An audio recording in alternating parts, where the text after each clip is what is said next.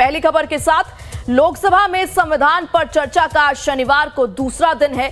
लोकसभा में नेता विपक्ष राहुल गांधी ने संविधान और मनुस्मृति की कॉपी लहराई। राहुल ने कहा, हाथरस में रेप पीड़िता का परिवार घर से निकल नहीं पा रहा। आरोपी खुलेआम घूमकर रोज उन्हें धमका रहे हैं। यूपी में संविधान नहीं मनुस्मृति लागू है। सुनिए। कुछ दिन पहले मैं हाथरस गया। हाथरस में 4 साल पहले एक लड़की का बलात्कार होता है। गैंग रेप होता है। 3-4 लोग गैंग रेप करते हैं। मैं 2-3 दिन पहले उस लड़की के परिवार के घर में गया।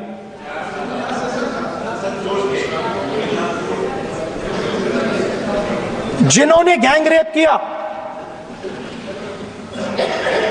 वो बाहर घूम रहे हैं और लड़की का परिवार अपने घर में बंद है। लड़की का परिवार बाहर नहीं जा सकता है। जो अपराधी हैं वो उनको रोज धमकाते हैं और वो बाहर घूमते हैं।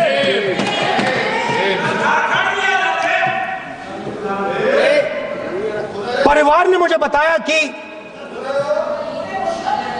बेटी का जो अंतिम संस्कार था वो भी नहीं करने दिया और चीफ मिनिस्टर ने इसके बारे में खुलकर मीडिया में झूठ बोला है।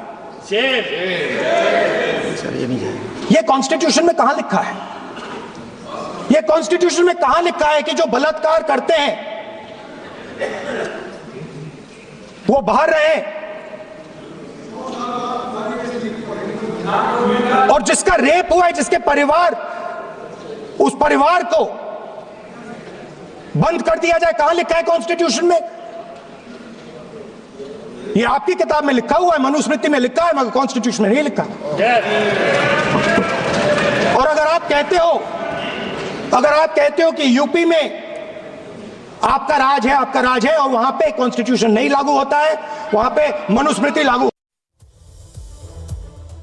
तो संविधान पर चर्चा के दौरान राहुल गांधी ने वीर सावरकर के बयान का जिक्र कर आरएसएस और बीजेपी को घेरा। जवाब में अनुराग ठाकुर भी संविधान की लाल किताब लहराकर राहुल को आईना दिखाने की उन्होंने कोशिश की। कैसे हुई दोनों के बीच टक्कर, देखिए। And I want to start my speech by quoting what the supreme leader, not of the BJP, but of the modern interpretation of the ideas of the RSS has to say about the Constitution of India and about how he thinks India should be run. The worst thing about the Constitution, the worst thing about the Constitution of India is that there is nothing Indian about it. Manusmriti is that scripture which is most worshipable after Vedas for our Hindu nation, and from which our ancient times have become the basis of our culture, customs, thought and practice.